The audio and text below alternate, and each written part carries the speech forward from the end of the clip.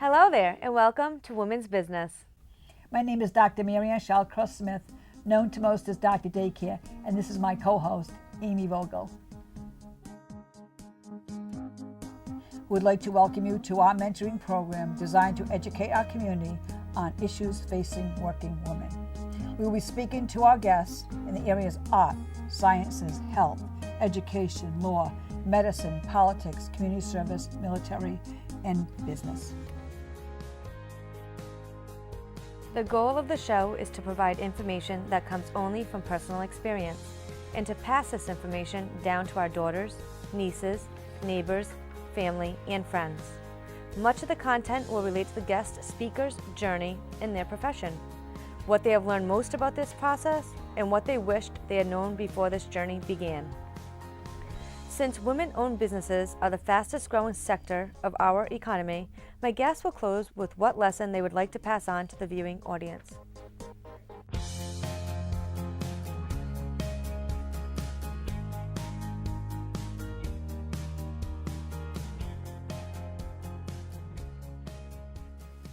Welcome to Women's Business. Today my guests are Natalie LaRoche and Deidre from Alliance Human Services. Welcome, ladies. Thank you. This is going to be a really fun, informative women's business show because foster care is so deep into my heart. I have have daycare foster children over the years. I probably gave 10 years to Rhode Island Foster Families Association, a lot of volunteer work, and the amount of work and energy that foster families do every day, my heart goes out to them. Mm-hmm. They're doing a labor of love. And I always say lucky kids, lucky families. It's like a win-win situation. Absolutely. So you're talking on a topic that's truly dear to my heart, totally dear to my heart. But I'd love to know a little bit about the Alliance Human Services in case anyone would like to get in touch with you to really become a foster parent. Okay. Well, our office is located in Lincoln. It's the address is 14 Breakneck Hill Road in Lincoln. The old Lincoln Community School, I want people to know that, right next to the YMCA, right? Next door. My sister and brother went there for grade school back at the many days ago. It's a beautiful, beautiful old building. It is. It's a beautiful building. Yeah. We've been in existence in Rhode Island since 2012, October 2012, and since then have grown from 30 kids all the way to 65 kids in that program. Wow, nice. And Natalie is our program recruiter. Right, okay, so you're out there recruiting every day. Mm-hmm. Wow, so criteria, I want to be a foster parent. It's something I've been thinking about, but I'm really not too sure about. I'm speaking from a person's perspective. Like, what would be the criteria? What would I need to, if I became a foster parent, what would the criteria that I would need to do? So it's a little bit of a process. Most people will be referred or hear about it and call the office and they speak to me. So I give them a little bit of an orientation. Sometimes it's just over the phone and then I make an appointment to go out and meet with them. They can come into the office or I can go out to their home.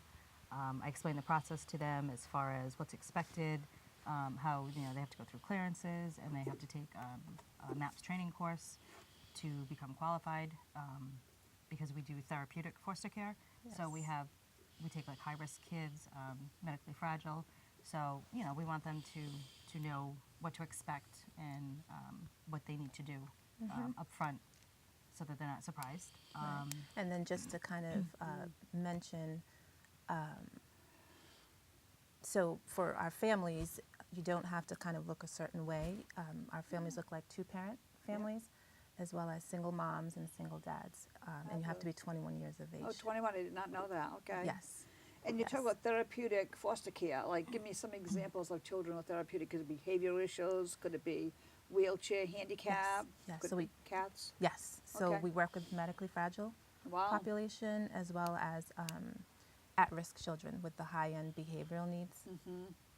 And our program is designed to support those children. So. And how do you get it designed to support? Like what is the supports? If I'm a person out there like, I really want to do this, but what kind of supports would I get from your agency? So we provide you upfront with a 10-week MAP pre-service training. Wow, so 10-week of training, that's 10 weeks fantastic. of training, yes. And then we have ongoing training, so we have monthly support meetings, and during that time It's an opportunity for our foster parents to not only network, but also receive peer support.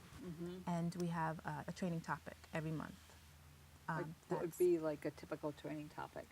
So how to support specific behaviors. It could be anywhere from a sexually abused Yeah. child to an autistic, Yeah. a child who's diagnosed with autism.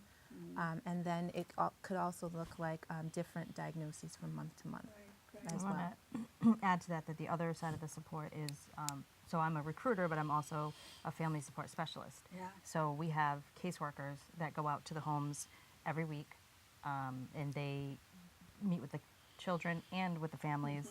They go over, how did the week go? How was school? Are there any issues? What can we help you with? We also have a 24-hour on-call system. So after hours, nights, weekends, holidays, it doesn't matter. There's somebody there 24 hours to answer the phone if you're in a crisis, or if you have a question like, I'm a new foster parent and I'm not sure what the protocol is. What do I need to do? How do I do this?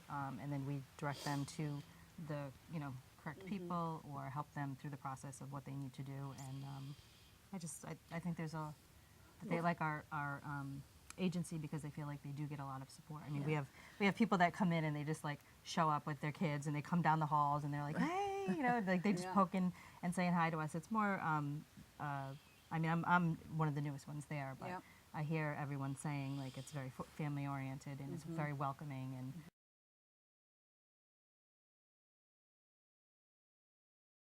open. One of the other things I wanted to add is, in addition to our MAP pre-service training and our ongoing training, we also provide our foster parents in-home one-on-one training, depending on what the need is for that child placed in their home. Is there like one general theme that comes up all the time that foster parents need? Is it like something? It's something like I need to train on this because it's always going to come in every home. Has something come forward? Maybe oppositional Okay, behaviors. opposition behavior, fantastic. Yes, that's a pretty sort of But consistent those are the things I think topic. grandmothers, mothers, fathers, everyone are scared of that behavior. I mean, we're all professionals. We're not, of course.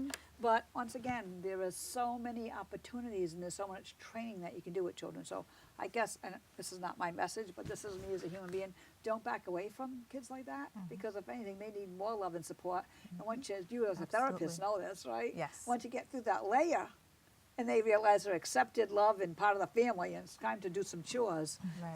it's everything children need in order Right. to It's do funny that. that you say that because the other side of it is the fear of the unknown. Yes. These parents, they're like, I want to be a foster parent, but I don't know what to expect. Absolutely. I just went to a great little like seminar training with Dr. Pavlo, I think her name was, Adoption Rhode Island, and she was a foster child, and she just says like, put it out there, like, Thank you, like Natalie. talk about it, like Talk about it. don't be worried. These kids are going through it. They need somebody Right. that understands, and don't be closed mouth about it. Don't be quiet. Like you were talking about in your last show. Like you need to get it out there, make people aware, so that they're not afraid to approach us and come out, and maybe they don't even have to become a foster parent. They can become a mentor. They can help us with recruitment. They may know somebody that wants to be a foster parent. They can help by doing donations. They And can also some volunteering. volunteering, events. Volunteer. Everybody out there, volunteer. If you have a lonely night, if you have a lonely life, if you're empty nester, if you just want to get involved, volunteer. I hear this constantly with the shows. Volunteer. 1 hour, 10 hours, whatever you want. Just get yourself involved. It's such an important aspect of life, and giving back to the community is so important. Right. But let's go back, because I think we can recruit some people, and they will know more about it if they realize that they're going to have support if they have a child who's, defiant. And their own kids can be defiant, and everyone's kids are defiant at times. You know what I mean? So there is support out there, complete support.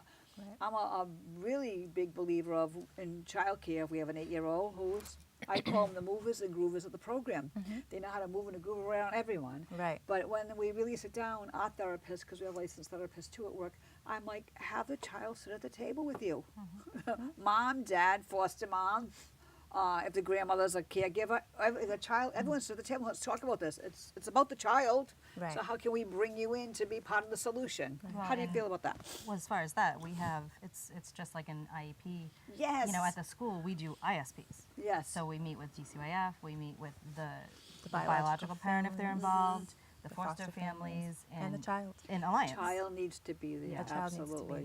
there. Really. And we get everybody involved and we sit down and come up with goals, you know, that are reachable and everybody gets on the same page. We work those Right. out and then And we revisit it. We start to create those goals within the first 30 days of intake. Wow, that's So, fantastic. yes. Now, is a child a part of the goals too? Absolutely. Fantastic. So great. Super. we are at admission starting to gather that information at that time.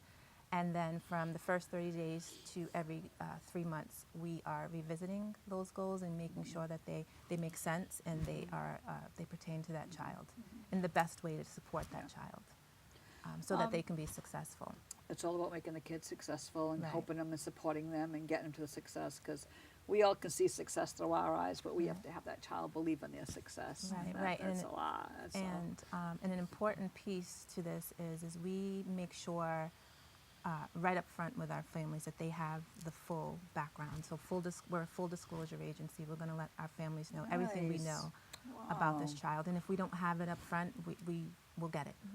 You'll find it. We have great relationships with the Department of Children, Youth and Families, and so we do get that information and we make sure that it's provided for that family, because that's really, you know, having that information or understanding of that child placed in your home is where we become successful, or where we're able to make that child Absolutely. successful. If a foster parent enrolls a child into their home, I shouldn't say enroll, I'm thinking daycare was, has a child become part of their family, let's say 8 or 9 years old, has been sexually abused, is there anything you really teach them what to look for? Once again, to wipe away that fear for families. For families to look for What in a families child? look for? Well, you want to sort of create an environment that's going to ensure safety Nice. for that child, and you want to make sure.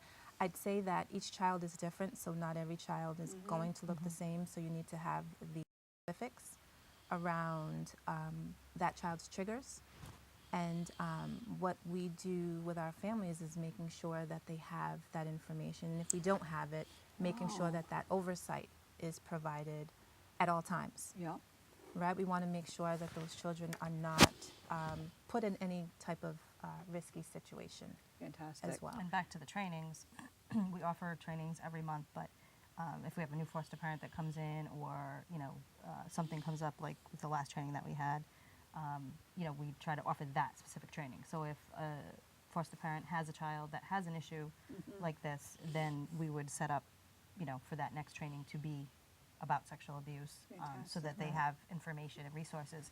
And then we also, you know, like I try to put on the Facebook, and I'm going to try to do like a newsletter and emails to go out to for other support groups out in the community for foster parents, adoptive parents, and things like that, so that they can get together with other people Yep. who foster, whether they, you know, start doing things together with the kids, or just get together and understand, you know, Yes. each other and Share realize that we're all going ideas. through the same Right. thing, and and Right, and wisdom and Now, knowledge. you Right. talk about triggers, like what would be a trigger?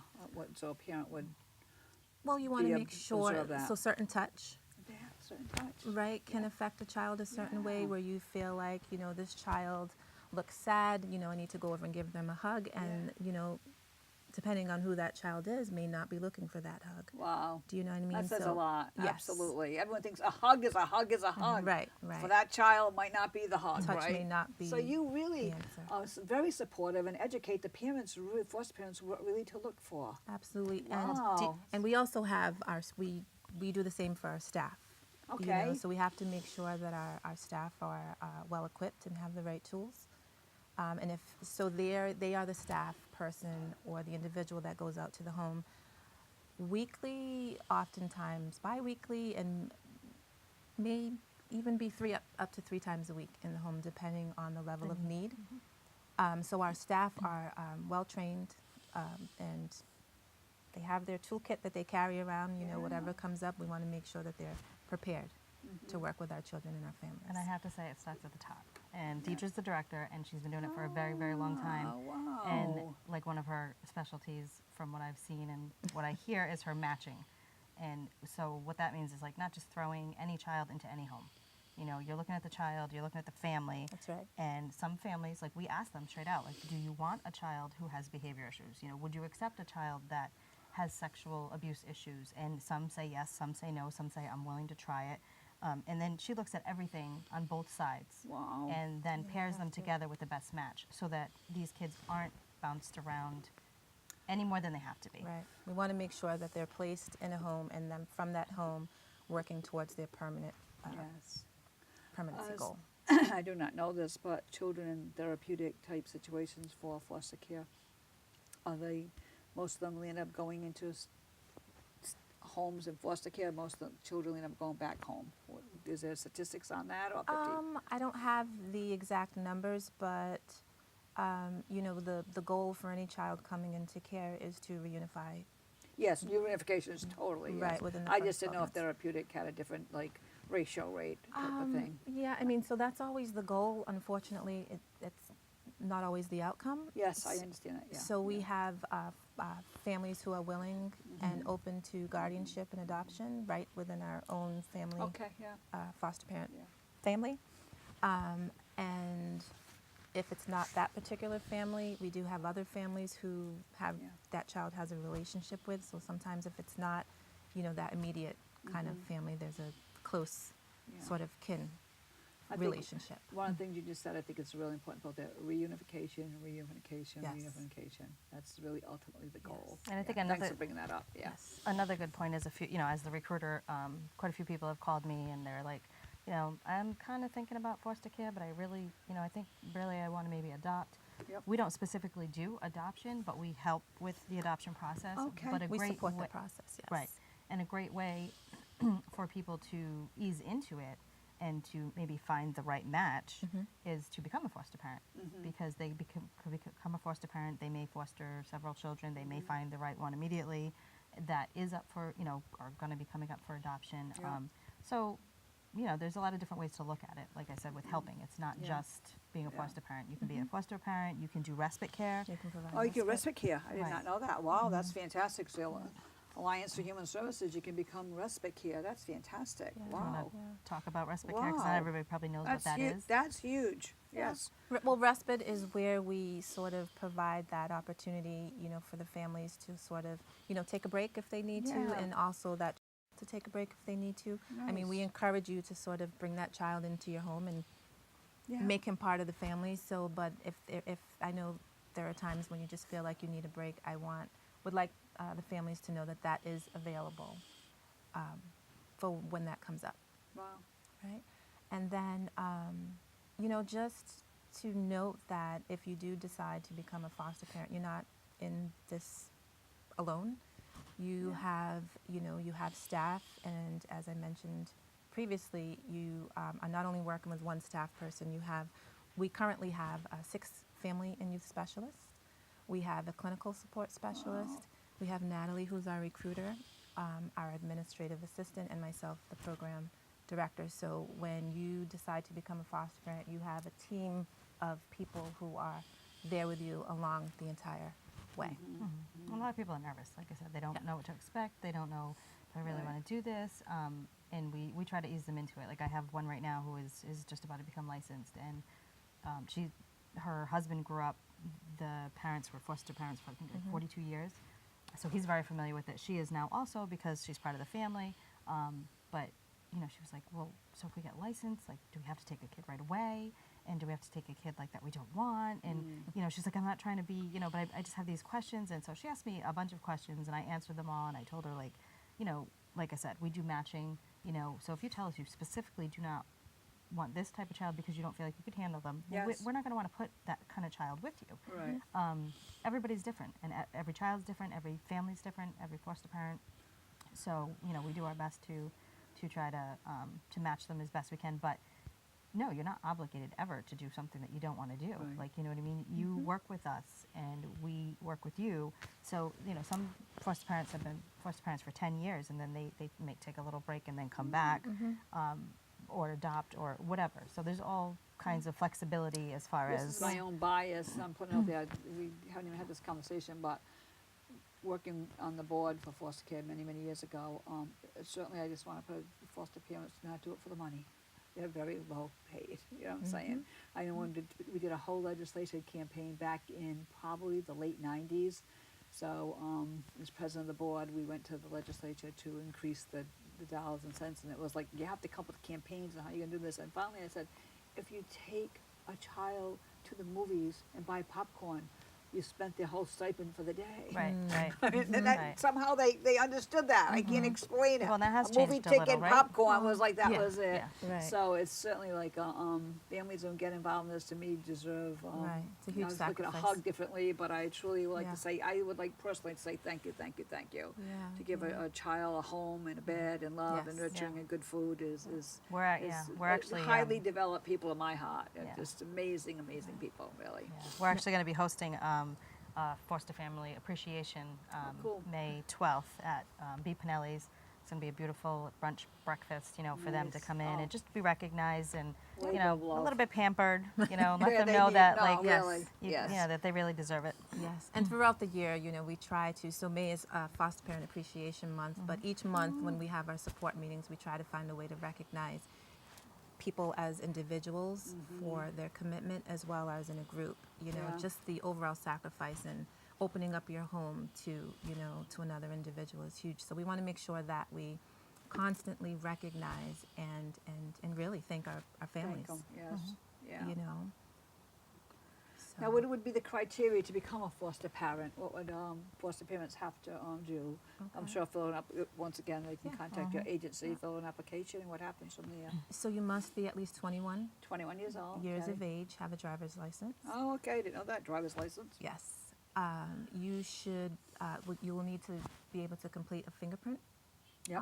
clearance as well as a local background check. And that would be all the agency would do that, to provide the. We'll sort foster- of guide you to Okay. the Attorney General's office is where you would complete also the background check. But would the foster parent have to pay for that, or is that, because that can be expensive too? We reimburse our families Okay, for what fantastic. they have So, to go okay, out so of when they pocket go get their with. fingerprints, they're gonna get Yes. reimbursed. Yes. Because this can be expensive, I get that. Yes, and then they also need to be able to pass a Department of Children, Youth, and Families clearance. CPS, right? A CPS clearance. Used to be Child known as Protective- CANTS, now it's Yes. Yeah. Child Protective Services, they changed their name on us.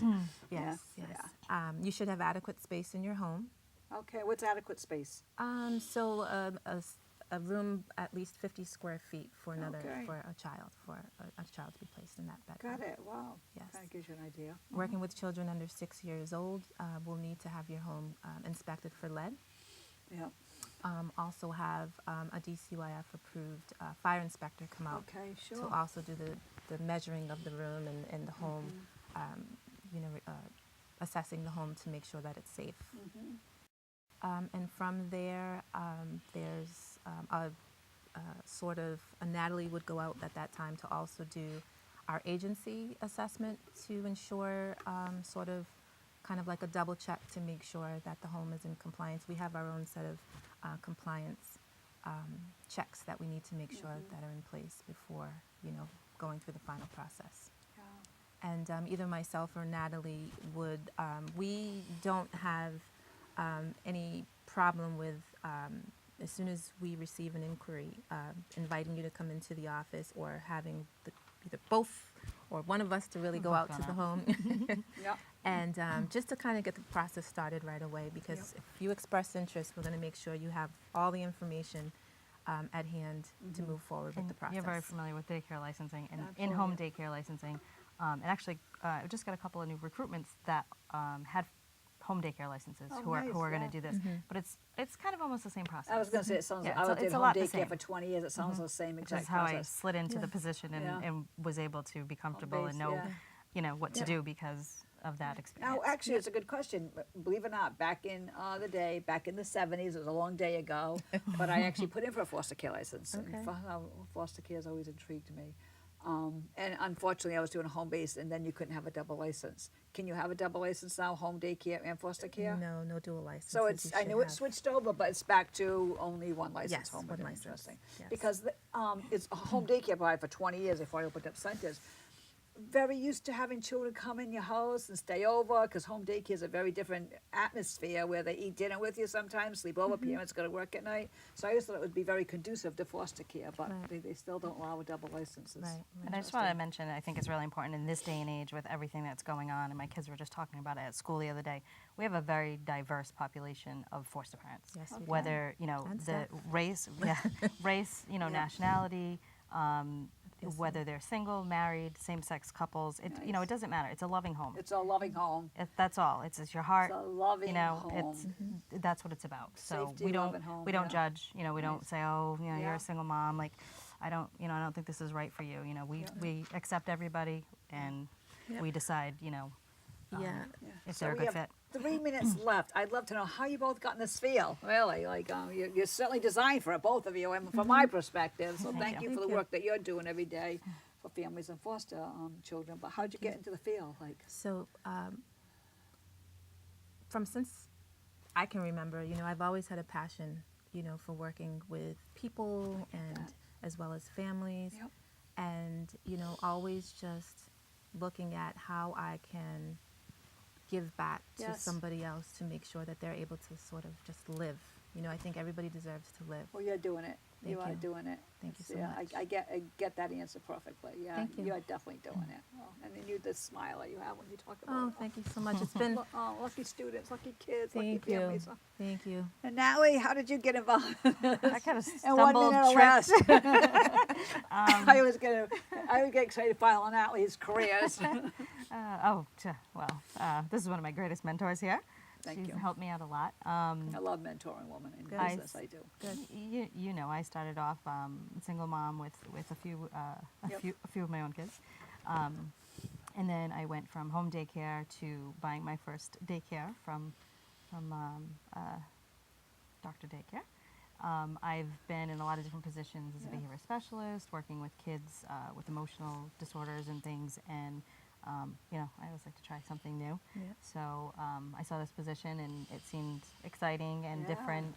Still in the field, still working with, you know, at-risk children. Yes. I mean, I helped start a nonprofit doing this. So I just fit. like to get new skills, Yeah. hone old skills, Yeah. and learn new things. So I noticed it always revolves around children with you, though, which is pretty cool. Always. So I your always come heart- your back, heart yeah. and children. Yeah. Anything you would like to, the listening and watching audience, anything you would like to leave words of wisdom before we close up in a minute? I just want to add that the population we serve is ages 0 through 21. Okay, Up to the wow. age of I did 21. That's good to know. We are we have a strong need at this in this day and age right now. So many kids in Rhode So Island. many kids are just in And- need of a home and a warm, open home. So if you have the time and are willing to sort of, you know, take on the challenge, we're available and here to support you through the entire open your process. heart, open your home. Open your We're heart here to and help. Not your home to Alliance Human Services. Yes. Thank you, Yes. Natalie. Thank you, Deidre. This Thank has you. been a Thank you great, so great, much. great woman business show. Yes. Thank you very much. Thank you so much. Fabulous. We need you. You should be here.